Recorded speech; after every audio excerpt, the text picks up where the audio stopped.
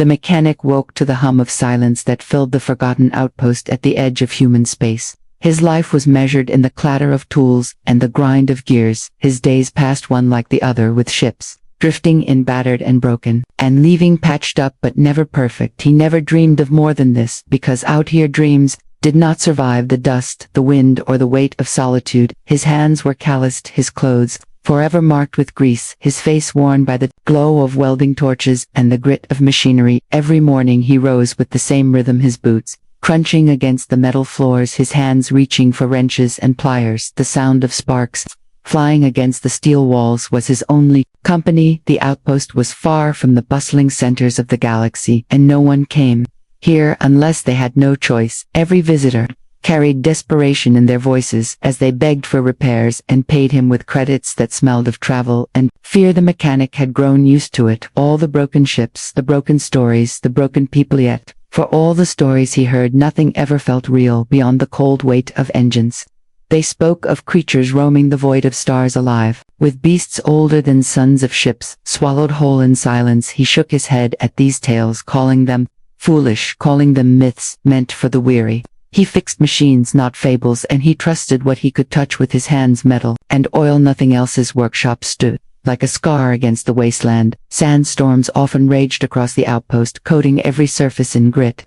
The mechanic hardly noticed anymore. His world was the interior, the walls lined with scattered parts, the shelves heavy with tools, each one marked by years of use. Sometimes he spoke to them as though they were friends, because in truth, they were the only voices that answered him out. Here evenings came slowly, with the suns dipping into the horizon, casting red and violet shades across the sky. He often stepped outside and watched them for a moment, just a brief moment before returning to the heat of his work. It was then, in the quiet hours of night, that the loneliness sank deep and heavy, pressing into his bones. He never admitted it aloud, but he longed for something different. Not excitement, not danger, just something that reminded him he was alive. The stars above stretched wide, brilliant and endless, a blanket of light that promised mysteries he would never know. He thought himself small beneath them, insignificant, and he accepted that as his truth. Life was meant to be simple here. A cycle of repairs, food, sleep, and the steady grind of time, nothing more, nothing less. But fate did not leave men in peace forever, and even in forgotten corners of the galaxy, the extraordinary could find its way into the life of someone ordinary.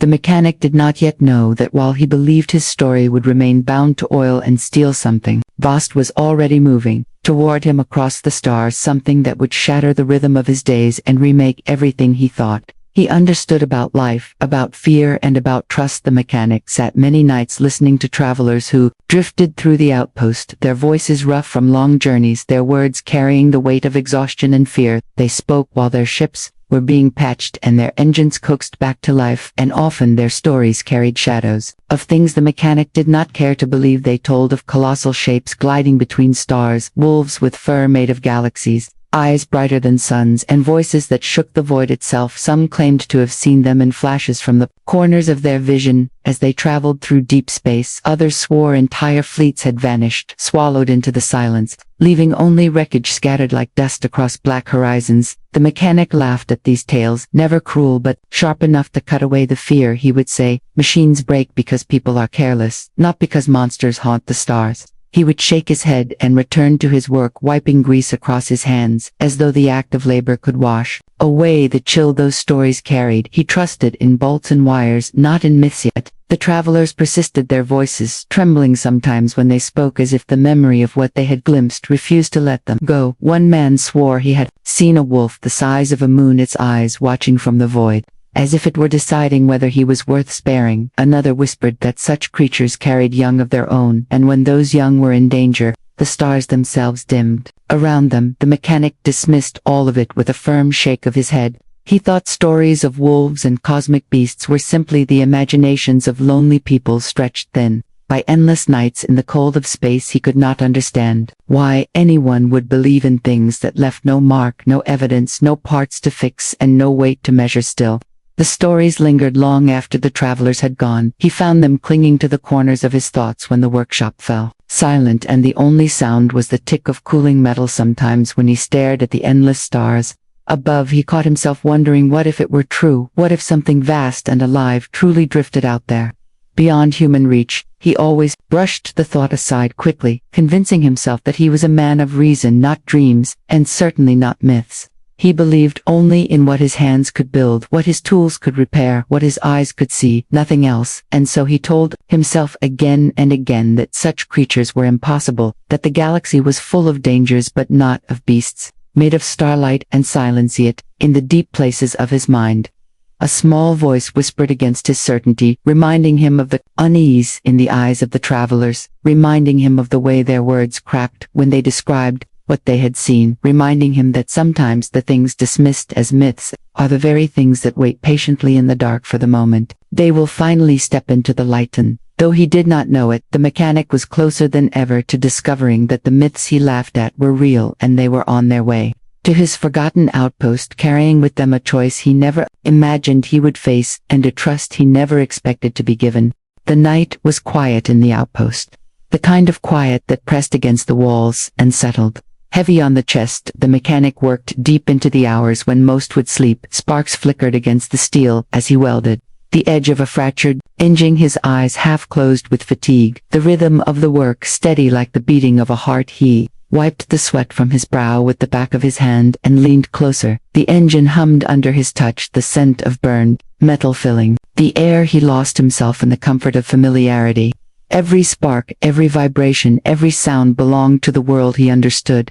This was his place among bolts and wires, where nothing unexpected ever truly happened. But then it came, at first so faint he thought it was just the wind sneaking through the cracks in the outpost walls, a low growl that seemed to ripple through the ground itself. It was not mechanical, not the screech of an engine or the vibration of steel. This sound was alive, deep and resonant, like thunder rolling far across the horizon, only sharper, only closer. The mechanic froze, his tool slipping from his grip and clattering against the floor. He stood still, listening, his breath caught in his throat. The sound came again, stronger now, a growl, mixed with something he could not name, a hum that felt as though it vibrated in his very bones, as if the air itself was alive and moving around him. His first thought was that a ship had landed outside, perhaps damaged and unstable. He had heard engines struggle before, but this was no engine. It carried a weight, a rhythm, more primal than any machine could make. He stepped slowly toward the door of the workshop, each movement cautious, his hand hovering over the frame. As the sound rumbled through again, the air beyond the door seemed charged, a strange static crawling across his skin.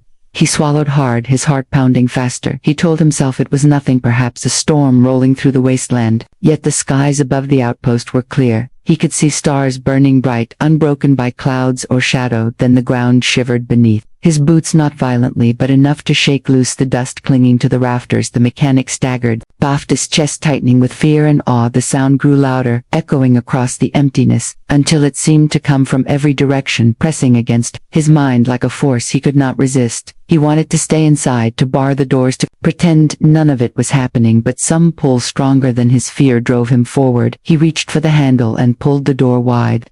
The night greeted him, vast and silent, except for that sound rolling again, deep enough to tremble the stars. Above, the silence between each growl felt alive, watching, waiting. The mechanic stepped out onto the barren ground, his eyes straining to pierce the darkness, his breath visible in the chill of the air. And then the sound stopped, leaving only silence, a silence more terrifying than the growl itself, as if the universe was holding its breath, waiting for him to see what was coming. The mechanic stood just beyond the doorway, his boots pressed into the dust of the outpost, his chest rising and falling too fast. The silence stretched heavy across the barren land, and then the air shifted as though space itself bent under the weight of something unseen. He felt it before he saw it, a presence, vast and undeniable, pressing against his skin like the heat of a star. His eyes swept the horizon, searching, and then the darkness moved, a shape immense and graceful, pulling itself out of the shadows, as if it had been born from the night itself. At first he thought it was a trick of exhaustion, a mirage, painted by starlight, but the longer he stared, the clearer it became, a wolf, colossal in form, stepping with a rhythm that made the ground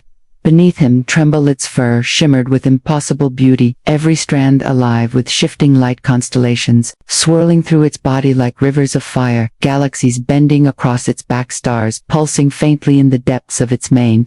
The mechanic gasped, unable to draw a full breath, his mind rebelling at what his eyes revealed, yet he could not look away. The head of the beast lowered slowly, its massive eyes opening like sun's vast orbs of molten gold. burning with a depth that made him feel smaller than dust, and yet, within that fire, was something more than power. There was sorrow, and there was urgency. Its gaze locked on him, as if it could see through every wall, every shield, every part of himself he had ever hidden. The mechanic stumbled back, his legs trembling, his hands instinctively reaching for the door behind him, but he could not retreat, not when those eyes held him like chains of light. He thought for certain this was the end, that he would be crushed, torn apart, erased from existence, by a creature that should not even be real. But the wolf did not lunge, it did not bare its teeth. Instead, it shifted closer, each step shaking the ground, a low sound rumbling from its chest, not a growl of hunger or threat, but a call deep and resonant, carrying with it a weight that spoke directly into his bones, a plea without words. And then he saw it, cradled gently in the jaws of the galactic beast, was another smaller form, a pup, its fur pale, its light dim, its body trembling with weakness, the glow of stars fading inside it. The sight struck him harder than the vision of the great wolf itself, for there was fragility in that small form, a fragility he recognized, a life balanced on the edge of nothing. The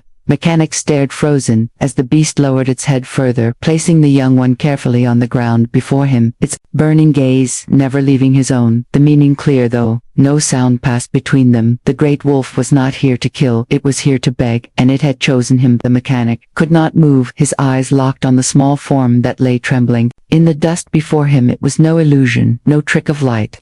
The pup was real, and it was dying, its breaths shallow and uneven, each rise of its chest weaker than the last. Its tiny body glowed faintly, as if the stars within it were flickering on the edge of darkness. He felt his heart lurch inside his chest with an ache he had not expected. Fear still gripped him, but another feeling pressed against it, stronger and heavier than panic. It was pity, and it was responsibility. He had repaired machines all his life, but never once had anything alive placed its hope in him. Never had he seen such trust given without a word. The great wolf stood above, watching its colossal frame, casting shadows across the ground, its eyes fixed on him, burning, but not with anger, rather with something closer to desperation. It did not move, it did not growl, it simply waited, as though its very soul had been placed in his hands through the fragile life of its young. The mechanic crouched slowly, his knees buckling as he leaned closer to the pup. His hands hovered trembling. He was afraid to touch it, afraid that the smallest motion might break it, but the sight of its tiny frame, struggling to hold on, pulled him down further, until he was only inches away. The pup opened its eyes for a moment to faint sparks of light. Shimmering weakly, it looked at him, not with fear but with something he could only call surrender. It was as if the creature had accepted whatever fate awaited it. Yet even in that dim gaze he thought he saw a flicker of hope, fragile and fleeting but still alive. His breath caught his throat dry. His hands finally reached out, shaking so hard he thought he might fail before he even began. The fur beneath his fingertips was softer than anything he had ever touched, yet strange, filled with warmth and faint pulses, like stars beating against his skin. The pup let out a small sound, a whimper that broke through the silence.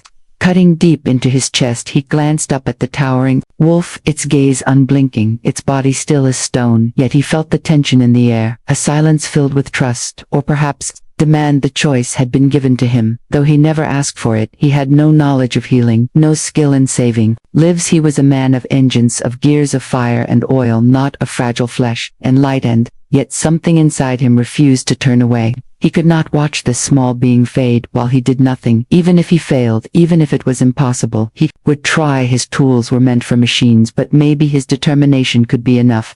Maybe his hands could learn. The mechanic lifted the pup gently, his arms cradling the tiny frame as carefully as he would hold a burning star. The light against his chest warmed him, and in that instant he knew the truth. The galactic wolf had not chosen wrong. It had brought its young to him because somewhere beyond bolts and wires, beyond steel and flame, he carried within himself a will to protect and a will to save.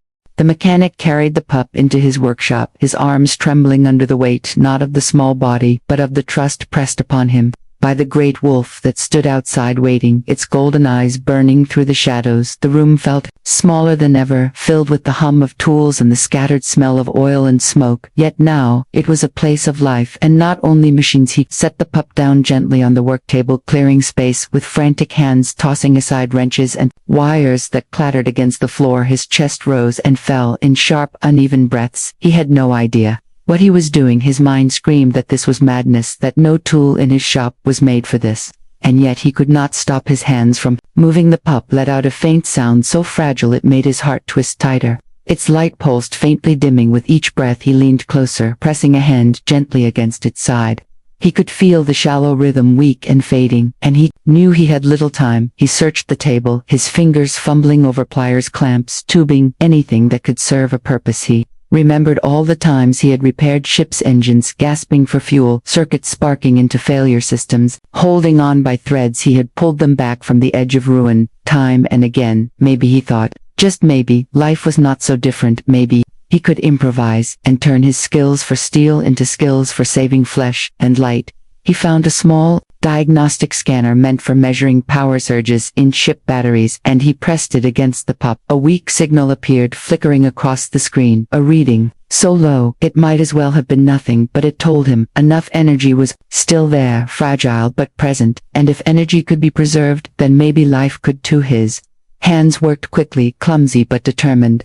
He used tubing to create a crude channel for air. Adjusting with shaking fingers, he fashioned clamps from spare parts to keep it steady. He whispered under his breath, words he did not even realize he was saying, as though speaking to the pup would keep it tethered to the world. He checked again and again, for the faint rise of breath terrified each time. It might be the last. Outside, the great wolf shifted only slightly, its massive shadow passing across the workshop wall, its presence both a comfort and a weight. The mechanic knew if he failed there would be no second chance, no forgiveness, and yet, strangely, he felt no threat, only the crushing sense of expectation, as though the creature already believed he could succeed. Seemed to pass in moments. Sweat poured down his face, his hands covered in grease and dust, and yet he pressed on, refusing to let exhaustion win. The scanner beeped faintly, the readings climbing so slightly, so fragile but climbing still. He looked at the puppet's glow, faint but steady now, a fragile spark refusing to go out. The mechanic exhaled a long, trembling breath, his shoulders shaking with relief. He had not won the battle, but the pup was still alive for the moment, and that alone was more victory than he ever thought possible. The mechanic stood over the table, his breath shallow, his hands trembling, as he stared at the faint light pulsing through the body of the pup. It was weak but steady, and that small rhythm filled him with a surge of relief. So powerful he nearly collapsed against the workbench. He wiped the sweat from his brow, his chest still tight, but for the first time since this began, he dared to believe that maybe he could keep the young one alive outside the workshop. The shadow of the great wolf shifted, its colossal form looming against the night. The mechanic turned his head, and for a moment his gaze met those burning eyes through the open door. The connection between them struck deeper than words. The creature seemed to understand what had been done, and though its face carried no human expression, he felt its approval, like a wave washing over him. The mechanic wanted to speak, though he knew it was foolish. His voice cracked when he whispered, "I do not know what I am doing, but I will not stop trying." The words were quiet, and yet they felt heavy, filling the air between him and the beast. The wolf did not move, did not respond, and yet something in its stillness told him the message had been received. He looked back to the pup, the tiny chest rising and falling. Faintly, he adjusted the tubing carefully, his fingers clumsy but steady with purpose. He thought of every engine he had repaired, every circuit he had saved from burning out, every ship that had risen again under his hands. He thought of how he had believed his life was meant for nothing but machines. And suddenly the truth struck him. Perhaps all that work, all those years of practice, had been preparing him for this moment, this impossible task. The minutes crawled slowly, the silence filled only by the soft hum of tools cooling down, and the faint breathing of the pup. He found himself speaking again, softly this time. Not for the wolf, not even for himself, but for the fragile creature on the table. "Hang on, little one. I know nothing of you, but I know what it means to fight. I know what it means to cling to life when everything seems broken. So hold on." The great wolf stepped closer, its vast shadow spilling into the workshop. The mechanic tensed for only a moment before realizing the movement carried no threat. It lowered its massive head, slightly peering inside, its eyes gleaming like suns reflected on water. It was watching him, not with suspicion but with something heavier, a trust so profound it nearly buckled his knees. He realized then that this was not just a test of his skill. It was a bond forming in silence, a connection forged not by words but by choices. The wolf had chosen to place its young in his care, and he had chosen to try despite fear and despite doubt.